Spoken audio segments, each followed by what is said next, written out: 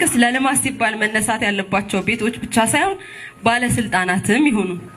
እውነት ለመናገር ወንበርና ዊልቸር መለየት ያስፈልጋል። ለእናንተም መልካም አይደለም። የዲስክ መንሸራተት፣ የወገብ ህመም የሚመጣው ብዙ ከመቀመጥ ነው። በእርግጥ ሰዎች ሞተው እንኳን ወንበር የማይለቁባት ጉደኛ ሀገር ናት። አጥር ማጠር ዘመናዊነት አይደለም።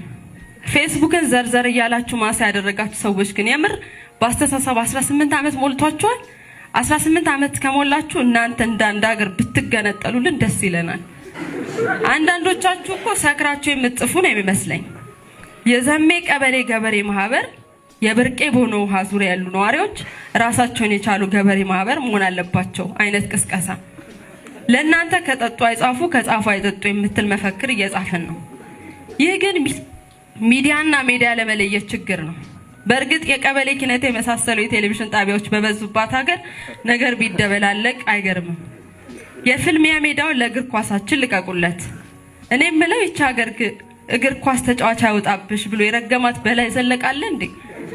እኔማ በቀደም ማጥ ውስጥ ሲጫወቱ ባይም ባምባለኝ።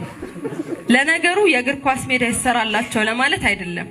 እንደውም መንግስት የእግር ኳስ ፌዴሬሽኑን ከቦክስ ፌዴሬሽኑ ጋር ቢጠቀልለውና ከነ ደጋፊዎቻቸው በወግ ቢደባደቡ ባይ ነኝ።